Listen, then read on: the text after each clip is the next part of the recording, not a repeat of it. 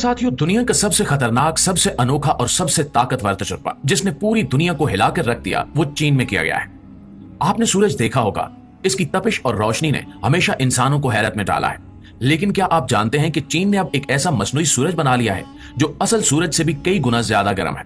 जी हाँ, ये कोई फिल्मी बात नहीं हो रही, ये एक हकीकत है जो जनवरी 2025 में सामने आई, जब चीनी साइंसदानों ने ईस्ट फ्यूजन रिएक्टर में 120 मिलियन डिग्री सेंटीग्रेड का दर्जा हरारत पैदा किया और उसे पूरे 1000 सेकंड्स तक बरकरार रखा। ये वो दर्जा हरारत है जो हमारे असल सूरज के मरकज से भी 5 गुना ज्यादा है। ये सिर्फ एक साइंसी कामयाबी नहीं, बल्कि ये एक आलमी सियासी और मुआशी हथियार भी बन सकता है। चीन ने न सिर्फ तवानाई के मैदान में सबकत हासिल कर ली है, बल्कि दुनिया भर की सुपर पावर्स को भी खबरदार किया है कि अब खेल बदल चुका है। इस टेक्नोलॉजी को न्यूक्लियर फ्यूजन कहा जाता है, जिसमें एटमों को जोड़कर एनर्जी पैदा की जाती है, बिल्कुल उसी तरह जैसे असल सूरज में होता है। इसका फायदा यह है कि ना तो इससे जहरीला फुजला पैदा होता है, ना ही कार्बन गैसेस और ना ही किसी किस्म का माहौलियाती खतरा। माहिरीन का कहना है कि अगर ये टेक्नोलॉजी कामयाब और आम हो गई तो बिजली का बिल सिर्फ $20 महाना हो सकता है। पेट्रोल और डीजल का इस्तेमाल खत्म हो जाएगा।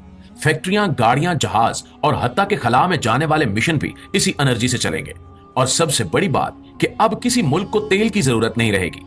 और यही वो नुक्ता है जिसने अमेरिका और सऊदी अरब को शदीद परेशानी में मुब्तला कर दिया है, क्योंकि अमेरिका दुनिया का सबसे बड़ा तेल पैदा करने वाला मुल्क है और सऊदी अरब का तो 90% कारोबार ही तेल की बुनियाद पर चलता है।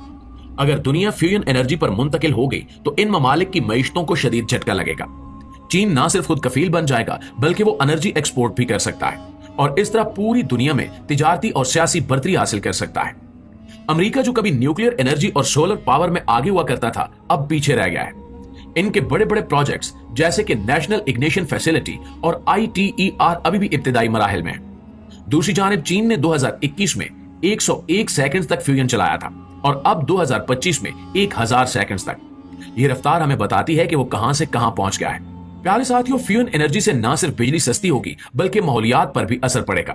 ग्लोबल वार्मिंग, माहौलियाती आलूदगी और फिजाई जहर जैसे मसाइल खत्म हो सकते हैं। लेकिन साथ साथ एक बड़ा सवाल यह भी पैदा होता है कि जो करोड़ों लोग दुनिया भर में तेल, गैस और कोयले की इंडस्ट्री से जुड़े हुए हैं, उनका क्या होगा? अगर फ्यूजन आगे आ गई तो ये नौकरियां खत्म हो सकती हैं।